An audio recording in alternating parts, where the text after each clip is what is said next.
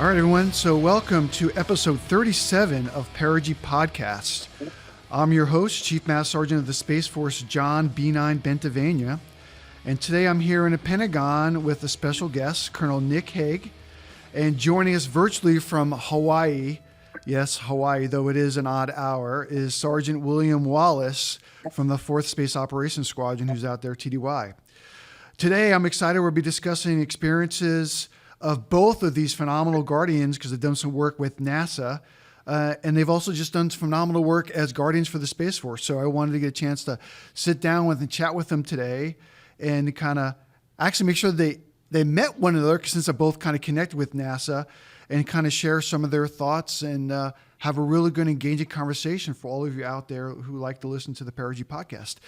So I'd like to start really quickly, because we're getting into it, but I would ask Colonel Hague and Sergeant Wallace, start with Colonel Hague, if you could just briefly kind of tell us a little bit about yourself, and then I'll ask Sergeant Wallace to do the same.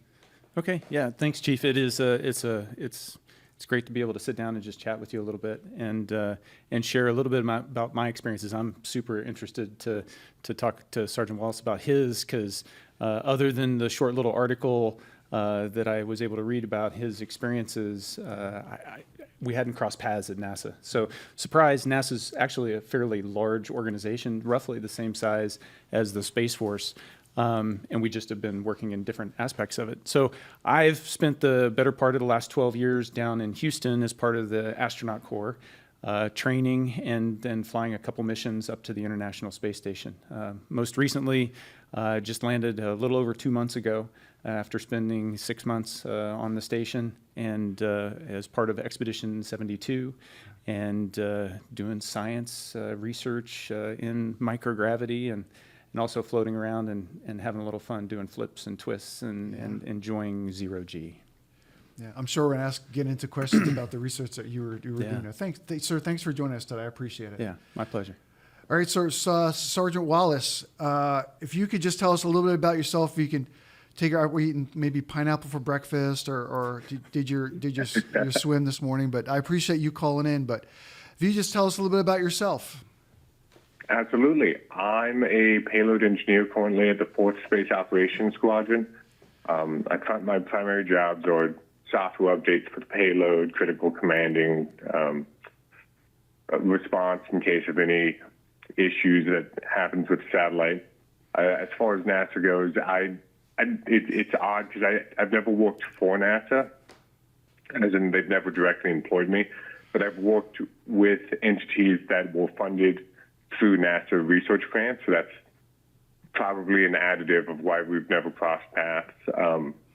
I worked with AMU, American Military University, through their Analog Astronaut Research Group, and they were funded through a rapid response research grant from NASA to do these studies that I was lucky enough to be a part of. Aside from that, I have a wife and 4 kids, and trying to juggle all of those, it keeps me fairly busy. Yeah. Life can be challenging sometimes when you're Guardian research working for NASA, father, husband. Yeah. Well, hey, I am very much interested, just like Colonel Hague, to talk more about the research that you did. But before we get into like the deep discussion, specifically about experiences that you've both had, I wanted to just kind of maybe start with flatline and Colonel Hague, if you could talk about, NASA and the Department of Defense and Space Force are two completely separate organizations, two very different missions, but there are interconnections, right? There's relationships there. Yeah, they're in the same domain. Yeah. But for the audience, if you could, from your perspective, since you've kind of, you're sitting here in your NASA flight suit, as an active duty Guardian, but if you can maybe explain, just some of the differences and between the two organizations, and also a little bit how they work together. Yeah. So it's the difference between the national security aspects of space and the civil aspect of space. So the civil mission is to explore and to discover, and that's what NASA is charged with, doing scientific research to continue to push the boundaries of where we've been able to take ourselves as a civilization. Probably the biggest thing that anybody thinks of when they think of NASA is landing on the moon. And that's that type of exploration. It's taking places where we've never been, technologies we've never dealt with before, and pushing the boundary of what's possible. And we're getting ready to go back to the moon. The Artemis 2 mission is going to launch within the next year and next 12 months, and it's going to send 4 of my friends around the moon and back again. And that's what we do. That's the civil mission. That's the civil aspect of NASA. How does so the question is, how does a Space Force Guardian end up working at NASA? And so there's a long history of the astronaut corps having a component of it that is got a military background. And so there's an agreement between the Department of Defense and NASA so that if a military member is selected as part of an astronaut group, then your assignment is over to NASA, and then you work for NASA, and NASA reimburses the Department of Defense for your time. So I've been working for a civilian space agency, like I said, for the better part of a decade. But NASA can't do what it does if the domain of space isn't stable, if it isn't secure. And so that's where the overlap really happens, is we can't do any of that fancy, sci-fi space exploration, all the glitz and glam. That doesn't happen unless the Space Force does its mission. Yeah, I used to go and visit the 18th Space Defense Squadron out at Vandenberg, and on the older ops floor, and I'm sure you've had a chance to see it, when you'd go there, they would have the signed portraits of whatever astronauts were on the International Space Station at the time. Because I think even still today, there's like a NASA representative that sits on the ops floor. We talk about space domain awareness, collision avoidance. There's a lot of connective tissue there to kind of keep NASA apprised of what's happening in the domain. Yeah, no, there's a hotline straight to Mission Control in Houston to one of our consoles, so that we can constantly keep track of, hey, is the station safe? And today more than ever, it's routine that we are getting notifications, and so we've got this heightened sense of there's more stuff out there.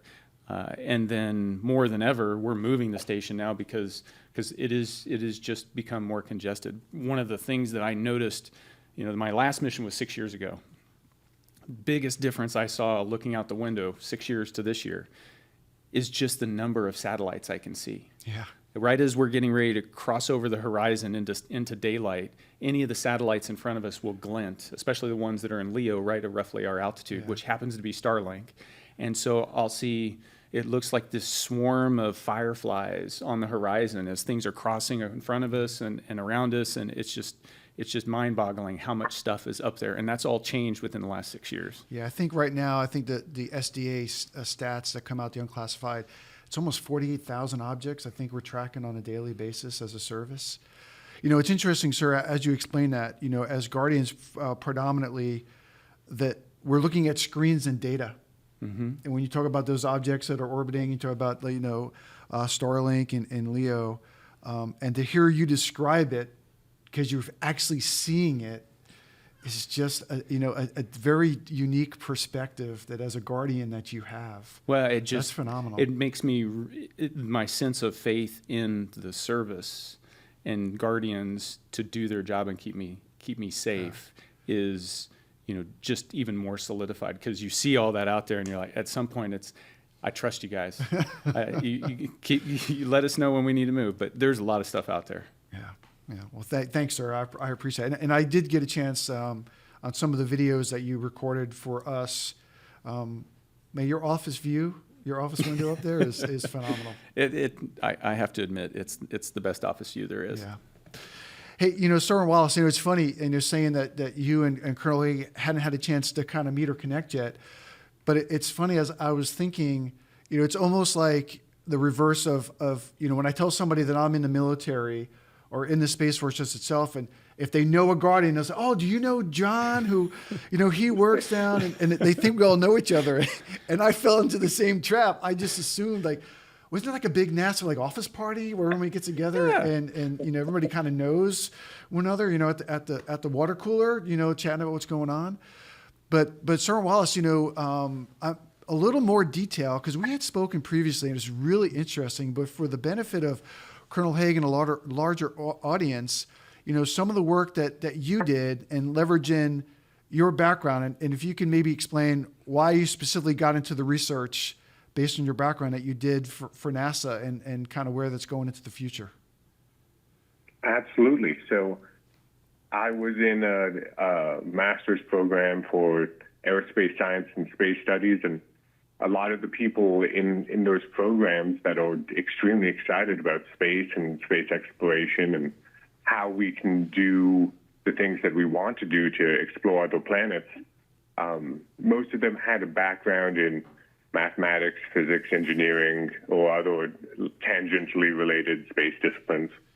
And I was lucky enough to be diverted from biology as my undergrad to space studies and aerospace science for my master's. So when I applied to do this analog research program, they saw that I had a bachelor's degree in biology. I was pre-med. I worked with plants before. I had this botany background with my classes.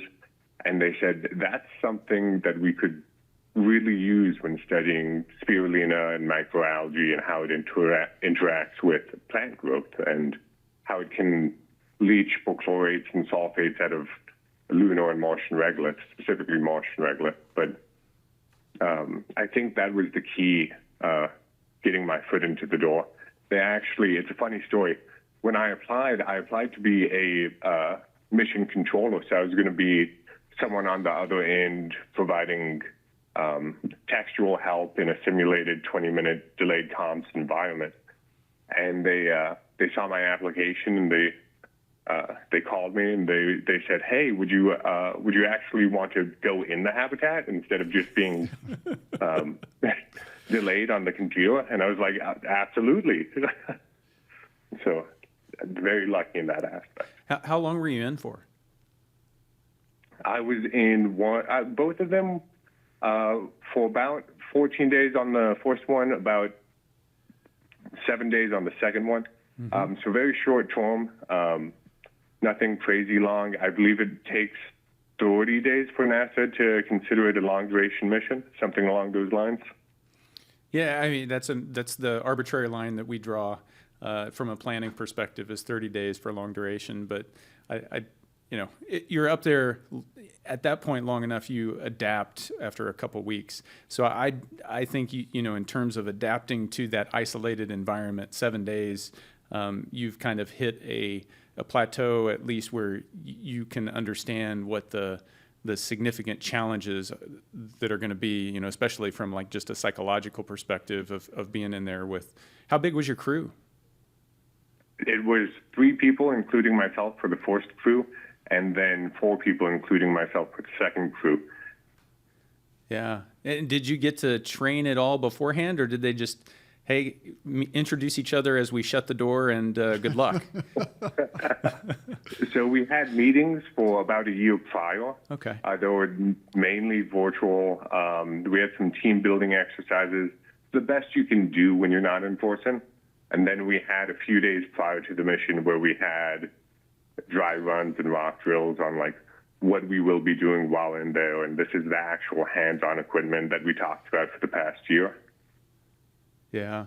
No, it's so interesting. The analog environments are so important for us to be able to understand what the real challenges are going to be.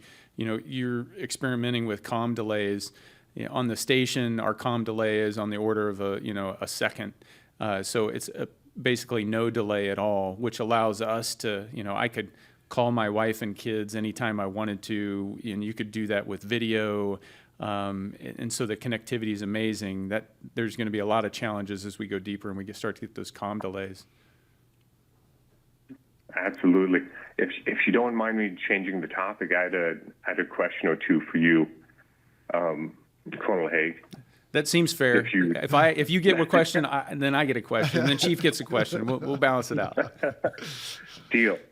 In your military experience, what do you think you've done that prepared you the most for your journeys up to the ISS?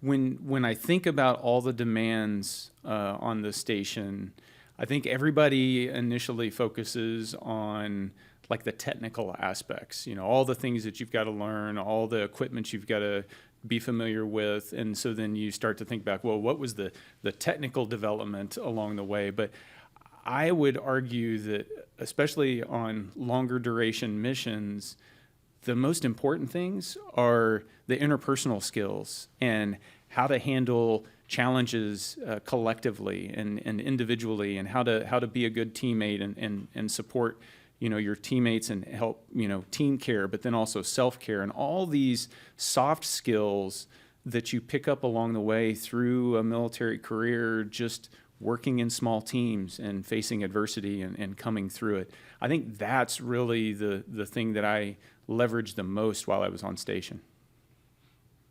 Hey, Sergeant Wallace, if I could, I'd like to ask you the same question because, I think Dr. Miller, who was one of the leads for the Biosphere 2 project that you worked on, alluded to your experience as a guardian in the Space Force kind of uniquely prepared you for the roles and the leadership that they wanted you to do in Arizona. I think it was Biosphere 2, right? That's where you were?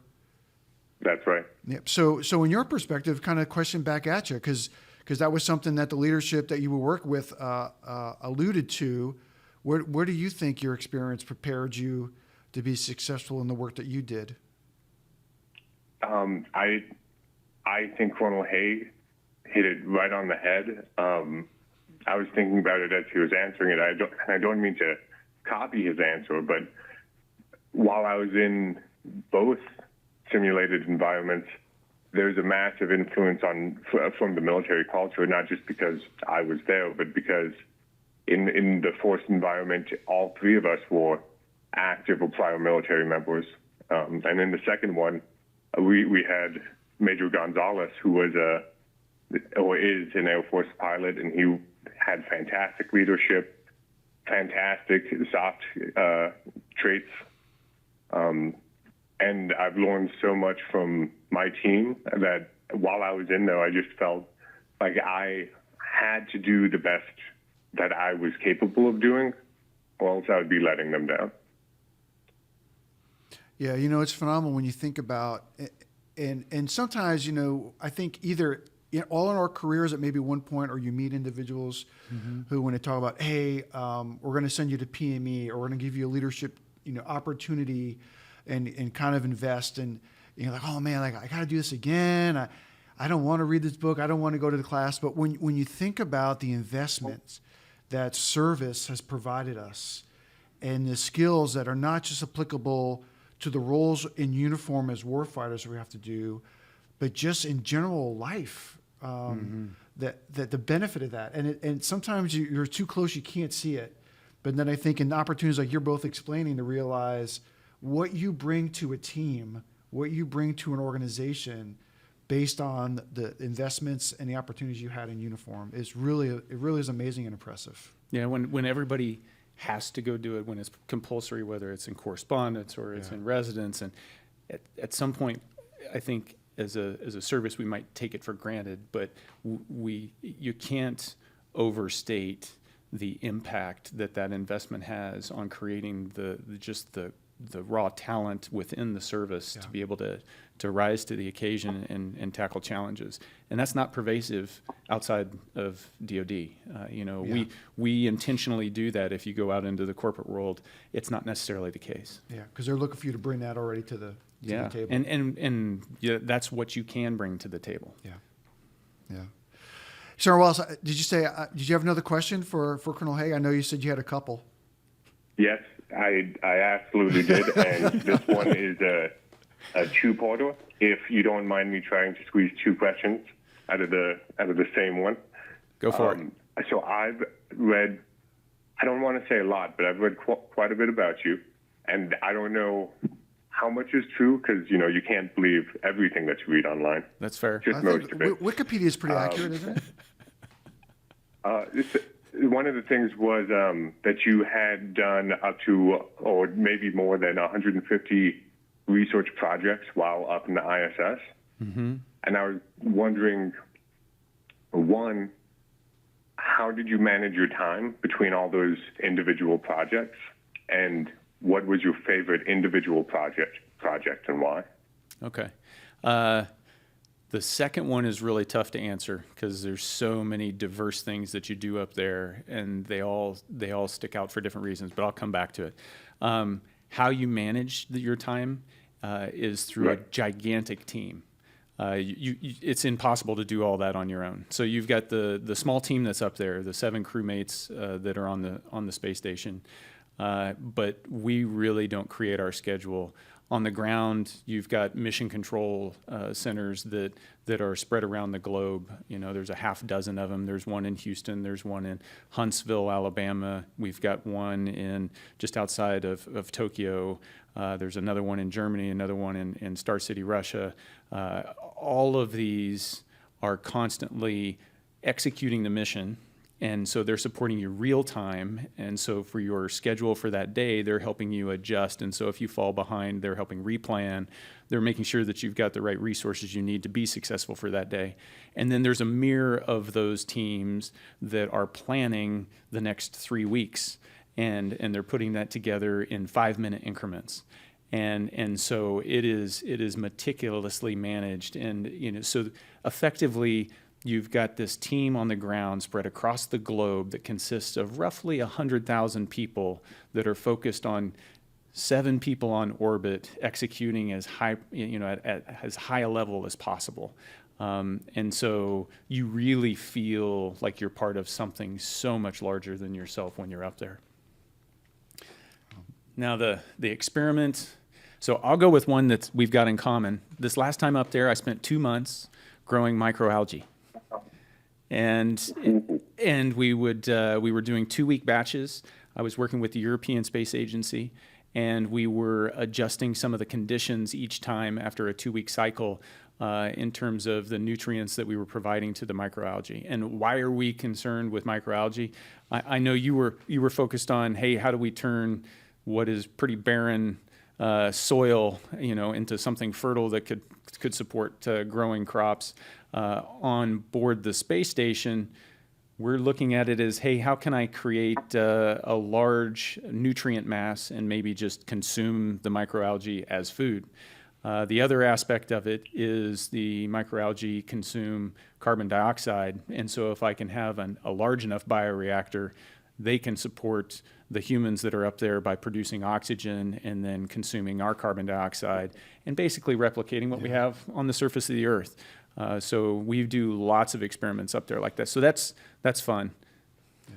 Hey, so Sergeant Wallace, talking about the algae experiment, and I think we had spoken about this, but, I think you had said one of the reasons that you were trying to see the algae grow in a regolith in that barren environment was for nutrient sustainment.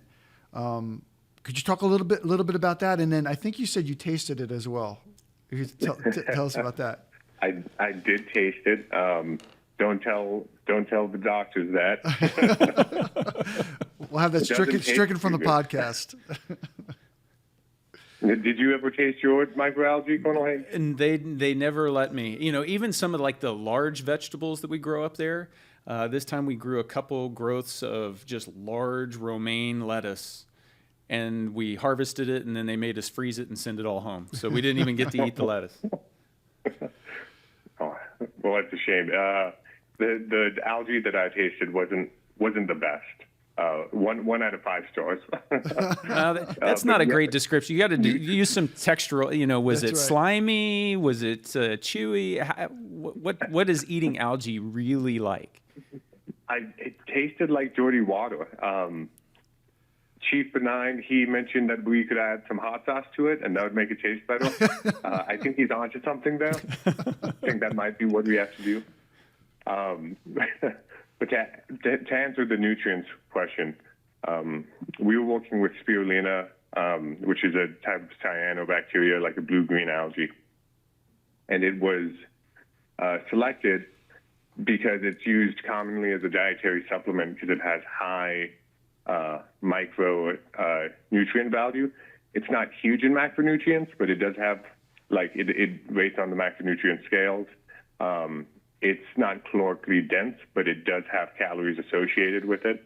But it's something that's fantastic as an additive to make sure that the vitamins in whatever caloric staple you have, it has vitamins, right? You could subsist solely on spirulina, but that would be a challenge, and I haven't actually looked into the side effects of doing that. So I'm not sure how long you could sustain yourself on spirulina as an algae monster, you know? Yeah. Outside of that, we're utilizing it for growing microgreens in Martian regolith, and they're really interested in the perchlorate uptake and the sulfate uptake from the regolith into the plants to see how toxic the plants might be if humans consume them. And I think they're looking into right now, since there was uptake, how many crop rotations, if that's the way you want to go, would it take to extract however much toxic chemicals out of the regolith before you can grow a crop that's viable to eat. That's pretty amazing when you think about, and this goes back to the NASA mission about exploration, this long-term planning, right? As we go back to the moon, go back, to go to Mars, how do we sustain? Right? And it's these projects like what you were doing up in space and on the station and the stuff that Sgt. Wallace was doing out in the biosphere, that's the foundational to answering those questions. Yeah, and to take it a step further, every time we try to push a little further into that unknown, we end up learning about ourselves and our the world around us. And so this idea of microalgae and how do I make soil healthy, that's directly applicable to food security here on Earth. And so it's not just about exploring space. It's about all the benefit of the knowledge that we gain along the way to be able to improve life back here as well. Yeah.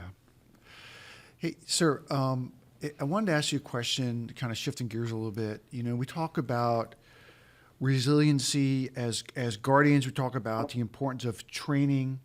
The training should be harder than the mission, and thinking through all contingencies so that, first of all, what to do when things happen, but also mentally, emotionally, physically, that allows you to continue on with the mission when something necessarily doesn't go right.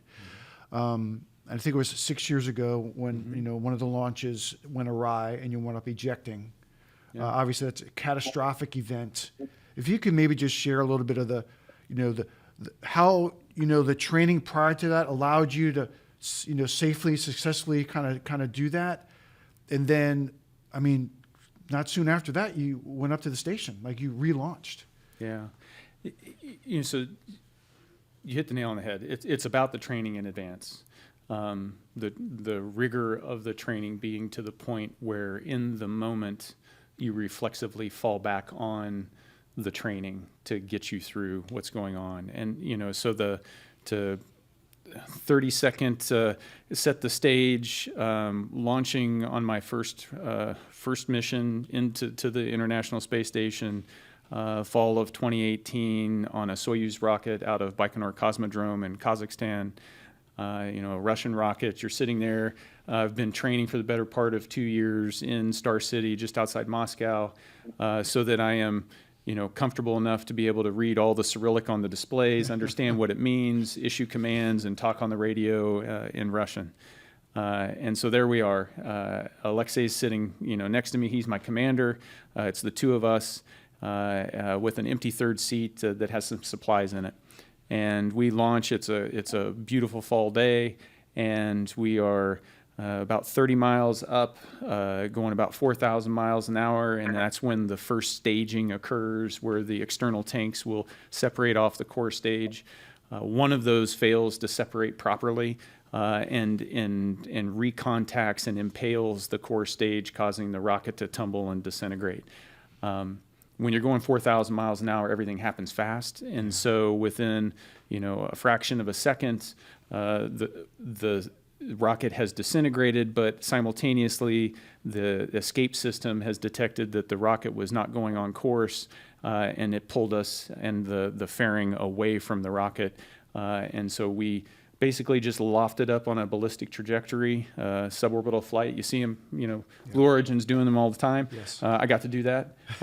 3 minutes of weightlessness and then fall back down to the earth. And so when that happens, it was a sudden kind of jolt side to side, gets your attention. There's a red light that starts flashing saying you've got a master caution going off, and then there's a small light that says you've had a rocket failure. And at that point, it's, the quick thought that goes through the mind is, oh, well, that just happened. And 6 months before in a simulation, we had run that scenario once before, so I'd at least seen it once. And so you just get in the procedures, and you know that at that moment, to maximize my chance of getting back down safe and back to my family safe, it's run the procedure as by the book as I can, and work with Alexei, and fortunately we landed on the ground. Pararescue jumpers, the Russian rescue forces, were there within minutes, and I walked away with a bruise on my knee, and that was about it. And it's amazing. But you compartmentalize all of it, and so it's after they extract us from the capsule that I'm sitting on a parachute that you can just feel the wave of shock go over you, and you realize, I'm human. I've got emotions. You can only bottle them up for so long. Yeah. And so that's the challenge. Is in the moment the training gets you through. It's after the moment, how do you process all that stuff? And that is something you don't do alone. Mm-hmm. NASA's got a phenomenal psychological support team. That's lots of conversations with my wife Katie. Got to witness all that. My boys were there as well. It's conversations with them. It's relying on professionals and just open communication and really understanding why are we doing what we're doing, and the importance of what we're doing is what propels you forward. And 5 months later, I hopped back on another rocket, same launch pad, and got to the station successfully. Yeah. So when we talk about, they said, the training aspect, the discipline, the trust in your team, and then the importance of the resilience to be able to kind of keep going, right? Because things happen, right? The business that we're in is challenging, whether it be operations out of, Buckley Space Force Base, or, being on a rocket, right, going up to International Space Station. This is difficult. Like, space is hard, right? General Raymond had said. So that ability to have the training, trust in your team, and the resiliency and fortitude to continue to go when things don't, go as planned, happen as planned, it's just really important when we talk about guardian culture and why we do the things that we do, and why it's so important to have a team around you and leverage the team. Like, don't be afraid we're all human. You can say, raise your hand, I need help. Yeah. That's okay. And it's so important that those foundations are in place before you need them, because in the moment of crisis is not the time to be reaching out to somebody that you don't know. Yeah. You don't necessarily. So we build that foundation early so that when we need it, it's there. Yeah. Hey, Sergeant Wallace, you said was 14 days was the biosphere the second go, 14 days you were in? No, that was the 7 days. 14 days was the original one in Elma, the inflatable lunar Mars analog habitat up in North Dakota. Okay. So 14 days, from your experience, and Colonel Hague, talked about usually 7 days you kind of hit that plateau. So the 7 days or 14 days, we've all had times away from home when we deploy, but I mean, that's kind of a different environment you were in. What were your skills when you away from kind of isolated in that environment and then coming back? Well, while I was in there, I actually reflected a lot on, because there's no electronics, there's no anything aside from one computer terminal that we had 20-minute delayed comms with the people essentially right outside, but we couldn't see them. So there's a lot of time for introspection and retrospection. And I spent a lot of time thinking about, this is actually not so bad because it is just 14 days, and you can set up that goalpost in your mind if you need to. so you can like trudge through the suck if it really sucks for you. But luckily, I didn't have to do that because I had an amazing crew. But with the long duration ones, there's not that light at the end of the tunnel. You can't just drag your feet until you're at the finish line because it's hard to see the finish line so far away. And I was thinking about how in like basic training when they yell at you for fun, but they break you down to build you up, and it's 2 months, and when you start, you're like, oh, what did I get myself into? I have to go through 2 months of this? It's crazy. Mm-hmm. I was thinking about that a little bit, and there's resiliency built into you from the military, and you have to have that as a foundation, but it's definitely fortified and built upon in the services. And that when times get tough, that's what you need. And hopefully your teammates have it too. And if they don't have it, then that's where you come in as their teammate to help them and to get the team through what the team needs to get through. I think, thanks for sharing that. And just for the record, I don't think MTIs yell at you for fun when you're at basic training. I think there's a method to the madness there. I think there's a program. I'm sure there's a purpose. Absolutely. I want to make sure I have that disclaimer. So next time I go down to BMT, I don't get stuck in a corner by a bunch of MTI hats and the clicks they have on their shoes, the taps. So. Talking about, our approach as Guardians, when we talk about, holistic health approach that we have, and Colonel Hague, you talked about, having that relationship and knowing those people. So when times of crisis happen, you have a friendly face you can reach out to. The grit teams that we kind of have embedded, I think has been a real success, and that's our version. I mean, all the services have something on it, but the grit team, I think have been phenomenal in our approach to, only but physically, mentally, spiritually, emotionally, right? Kind of, leveraging the resources we have and gaining those skills. But, in that vein of holistic health, when you're on a station, right? So you still got to stay physically fit. Mm-hmm. And I think you had mentioned this, but, we do our 10-miler run. We did it, at Cape Canaveral the last couple of years. And I think, I got to participate virtually on the T-minus 10 miler. I got a caveat. Whatever time I submitted, you got to put a big asterisk there because I was running at 70% of my body weight, which makes you feel like a world-class athlete, even though you're not. Well, sir, you are in good shape though. But it was fun. It was fun to, in some respects, to just connect with the ground in a different way. And so I got to tell you, you're wearing a harness, you're wearing 70% of your body weight on your shoulders and your hips because that's where the body weight has to go with the bungee system that we wear. By the end of the 10 miles, I was sore and raw but it was this sense of shared, suffering with everybody else that's going through that on the ground and being able to do that up there. So it's fun to connect in different ways. Did you run it in one clip, 10 miles straight? 10 miles straight through.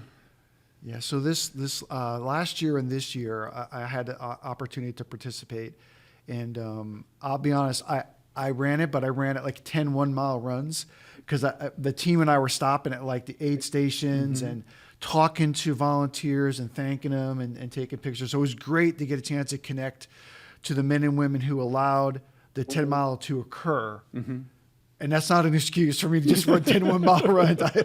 But I was a little easier for me. It elongates it. I'm out there for a while, but it's a lot of fun. It's a lot of fun. It's a sense of accomplishment at the end of the day of, I think, going through it with a whole bunch of other people. And so in my mind, it's less about time and it's more about the shared experience. Did you get your medal? Did we get you a medal? It showed up I didn't get it until I landed, but it was on my desk at home. Okay. Katie's like, apparently you ran some race while you were in orbit. And I was like, yeah, I did. That's right. If being in space and doing experiments wasn't enough, you ran a 10-mile.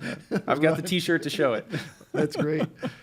Hey, Sir Wallace, did you get a chance have you done that 10-miler down at Cape Canaveral? I have not, but at Trevor they do half marathon around the base, and recently, as in almost a year ago now, they did the Danish contingent rough march. So I've done both of those, and the suck is real, and the feeling of accomplishment at the end is real. Yeah. Did you get your badge when you did that? Don't you earn a badge?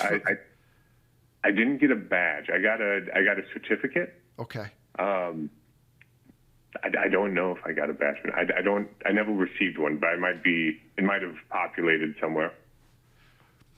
Well, you got the sense of accomplishment, like you said, Yeah. and you did it with a group of people, right? A group of friends. Absolutely. I did it for my friends and the blisters on my feet. Hey, we've talked a lot about your work so far, kind of that you did with NASA and the research, but right now you're in Hawaii. Are you able to talk a little bit about what are you doing out in Hawaii? I'm actually not able to talk that much about it. Okay. But it's quite fun, and there's some suck in it, and like everything, we're bonding as a team. All right. Well, I appreciate the work that you're doing out there. So this is the challenge of the Space Force. Yeah. Is a lot of what we do we can't talk about. So, Chief, how do we spread the word about what the good things that we know the Space Force is doing, even though it's really hard to communicate some of those critical aspects? Yeah, General Gagnon specifically has been really aggressive about trying to demystify and declassify as many things from the threat perspective, but also allowing us, then that kind of bleeds into operationally what can we talk about to counter the threat. So and sir, as you know, right, over the last several years, we've come a long way. I mean, I remember when we still couldn't say space was a warfighting domain. And now we said it openly, right? Yeah. I mean, General Whiting, as a commander of U.S. Space Command, stood on stage, 2 months ago and talked about the need for, weapons in space, right? The president put out the executive order for Golden Dome saying on-orbit interceptors for ICBMs. And for us, who've been doing this for a while, it's just a distinct change in national policy and our comfort level to talk about the domain. So I think it's getting better, but still there's challenges. But I think when you talk about the progress we've made as a service, General Saltzman gave us our 10 Space Force truths. We put out the warfighting framework. We talk about space control and the need for space superiority. And I think that allows us more and more, though, we can't maybe get into operational specifics, but we talk about the importance of the Space Force, the importance of the work that Guardians do, our role in not only the American way of life, but also in the lethality of the joint force. There's so many now more things we have in our toolbox that allows us to talk more openly and specifically about it. And I get really excited when I out and talk about it. And you and I tomorrow are going to have a chance to talk to Space Force Junior ROTC. And when I go and talk to some of those crowds, I try not to make it like a recruiting pitch. But sir, what I tell them, and you know this, right, is that space has so many opportunities for us as humanity and as a nation. And I tell them that in their lifetimes, when we talk to these students tomorrow, that it could be with their children or grandchildren when they say, hey, where do you want to go for summer break? I mean, it could be Disney on the moon or Disney on the station. And it's Guardians who are going to secure our nation's interest in from and to space. They're going to allow the dreamers to dream, right? The innovators to innovate, explorers to explore. And that's kind of our role in that, to allow organizations like NASA and the industry that's commercial industry, that's tourism and space transport. It's booming right now. It is. Yeah.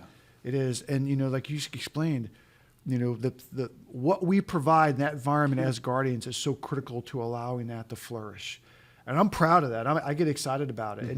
And so that's one of the things, how do you talk about the work we do? Well, if you could just, our role in just that, unlimited opportunity and the American way of life that we help to secure, that'll give you enough talking points I think people can connect to. It's really important. So it's an amazing time. And I'm looking forward tomorrow to the... So one of the questions, so we're going to talk to students. So I have to ask, sir, and you've done a lot of engagements, and I think you did several things, even when you're on the station, but if you could talk a little bit about what were some of the outreach things you did from the station, and what are some of like the craziest questions that you kind of get when you engage, especially with young children? So, with any audience that I engage with, usually the ground rule I throw out is that no questions off limits. Yeah. And so you get all kinds of the things that you would expect. So you go to a high school and you'll get questions. Well, everybody's interested in just the basics of life. How do you eat up there? How do you go to the bathroom? How do you shower? How do you sleep? Those are the kind of the go-to ones, and some of those are a little more icky to describe than others.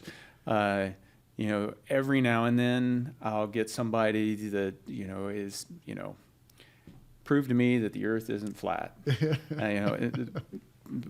They're still out there, and so then usually I spend a good solid 30 seconds to a minute just providing a basic class on here's how an orbit works. And it's surprising, but even kindergartners can kind of understand the basic concept of if you go fast enough, you go into orbit. So that's a lot of fun. We do all kinds of outreach up there, everything from ham radio, and I'll do ham radio contacts with classrooms around the globe. And we do video downlinks to different schools, whether that's university level or all the way down into elementary. And then, obviously there's the mass media, and all of them are fun, but I enjoy engaging with students, I think the most, because they're, young enough that they're still looking, what's my opportunity? And so there's this idea of, anything is possible, and that's fun to see in people's eyes. Yeah, I'm excited about tomorrow, our engagement. Thanks for doing that. Hey, when you talk about the challenges where people are so interested, like how do you eat, how do you shower, how do you, just do normal functions on when you're on the station. Hey, Sir Wallace, when you did your time working in the environment you were in, were there simulated, the normal routines? So they try to simulate what it would be like in an exoplanetary environment, or did you have running water and flushing toilets and normal things? How did they kind of restrict to trying to simulate that environment? Right. So they had a water restriction while we were in the biosphere, where we had all of the water that we would be using in one large tank. I believe it was 250-gallon tank, but it was only filled up to about, I'm probably going to get the number wrong, but about 100 gallons. And we had, it was fully pressurized, and there was a huge lung we had to monitor to make sure that the pressure stayed consistent. We had outflow valves, but aside from that, we had condensers in the air to condense and get the humidity out of the air, and then we'd put that into a filter it through a few times, add it back to the drinkable water, and then we had wastewater, which we didn't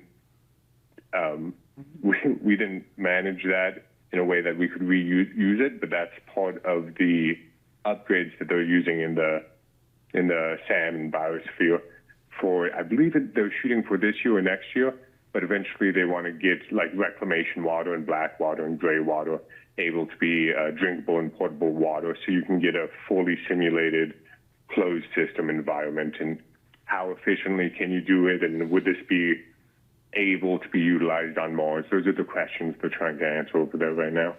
Did you clothes management? Did you try to wash clothes? Did you just wear them the whole time? Did you wear them a few days and throw them away? Showering? Yeah, so we were able to do, we had a shower, but we had no running water in the shower, so it was like a sponge bath while you're sitting in the shower. And then the drain would drain gray water, and that would be discarded. But as far as clothes go, 7 days, we just sort of ripened up over a few days, and then we lived with it. And then we took a shower about 3 times, but realistically it would probably be twice, because you want to min-max the water usage. Yeah, completely understand. That sounds like station life. You were living the analog for sure. Well, hopefully you smelled a little better than we did. After a while, you just don't notice. You get used to it. So, it's amazing. Just normal creature comforts, right, that we've become accustomed to. But all of this is part of the exploration and the learning journey. For us to kind of make that step, right, for more presence in the domain, relearning all these things and re-baselining, like what is etiquette, like what's expected, like how do you do that? What's the new norm? Yeah. Wow, that's impressive. And it's how you adapt to the environment, and then when you get up there in microgravity, then all of a sudden your body starts to change. Yeah. And the thing I walked away, I end up coming away from these experiences with, is just how adaptable we are. And so you talked about resilience. What you expose yourself to every day, those little micro decisions that you're making every day really end up shaping who you are. And when you have a chance to step into some environment that is so completely foreign, it really strikes at home, because like everything changes. I grew a little bit. I got calluses that moved from the bottoms of my feet to the tops of my feet. Oh my gosh! The hair on your body grows in more full because your clothes aren't rubbing it and wearing it away. Because your clothes really never touch your skin. They just float around, bouncing off the hair on you. And so all of these little things change. Even down to the cellular level, even the way your mind processes your environment around you. And so we are adaptable. I'm a middle-aged guy, completely felt like I was warm jello up there as I was adapting to my environment, and then readapting once I get back down to the ground. And so we're never done adapting to the environment we're in. Yeah. We're adapting to the environment we're in right now, right where we're at. So that foundation, those little decisions, all the things we expose ourselves to, that makes us who we are. And so as we go into these new places and we do these new challenges, we're going to become different people. And it's up to us to make sure that it's for the good. It really makes you, Sergeant Wallace was talking about, the introspective, really gives you a different way of thinking at ourselves. It's amazing. Yeah. Sergeant Wallace, did you journal at all? I know you couldn't interact with anybody on the outside, but did you try to capture your thoughts on a daily basis? I did. At first I thought, because I just liked writing, just because mainly my penmanship is so bad. I'm with you. I never read what I write, but I do remember what I write down. Yeah. It's a good way of encoding the thoughts that I have. Yeah, it's a wonderful tool. I did the exact same thing. You can process what's happening to you, and it's a chance to reflect. And so I'm glad you did do that. Absolutely. I completely agree with what you mentioned when you said that you are, in essence, the accumulation of the micro decisions that you make, because, it really resonated with me a long time ago. I've heard someone say the phrase that specificity is the soul to narrative. And I wish I could attribute that quote to someone, but I don't remember who said it exactly. But that resonated with me for a long time. And when you talked about you are the accumulation of the decisions, the micro decisions that you make, that really resonates with me as well. So thank you for that.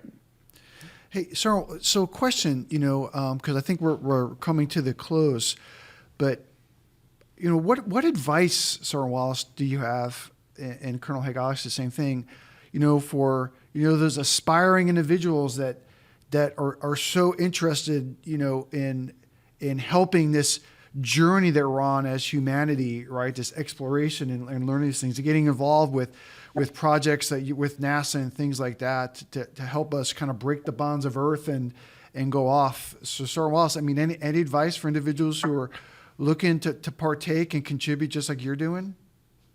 Absolutely.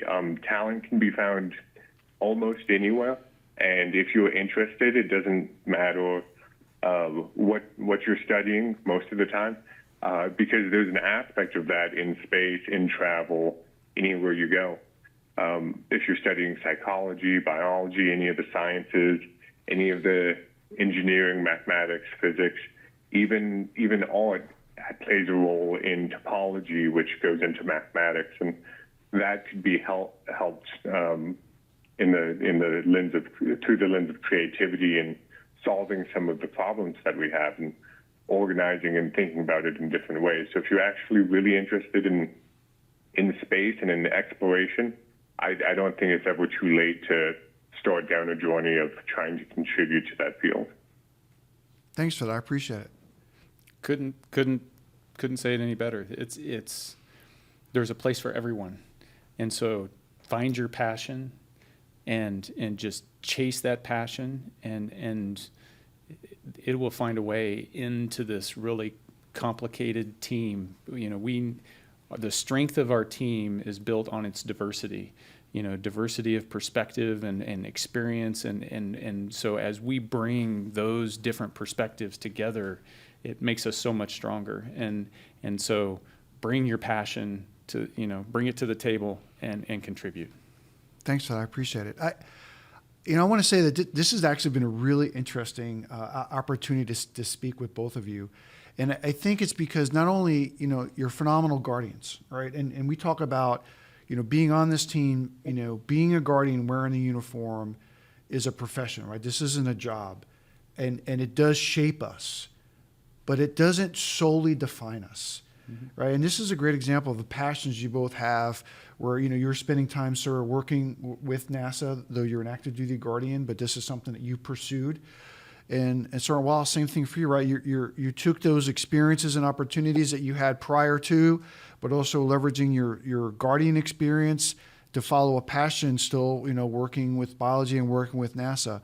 That it's really important that we all understand, and really, if anyone takes anything from the podcast, it's that, right? It's that there's so much for us to contribute, and we can leverage our experience in a uniform, but it's not solely uniform only that kind of defines who we are, what we do. Having external passions and interests and having other things that we spend time doing is also just as valuable, impactful, and important. And thanks for sharing your contributions, your passions with the audience and with me today. It really has been a lot of fun. And I wish you both the best of luck as you continue on with your journeys, not only as guardians, but also, as working with NASA and helping us explore, helping us innovate, and helping us dream big. I really do appreciate it. So from the Pentagon and remotely from beautiful Hawaii, we're signing out here. Thanks a lot, everybody. Appreciate it. Semper Supra.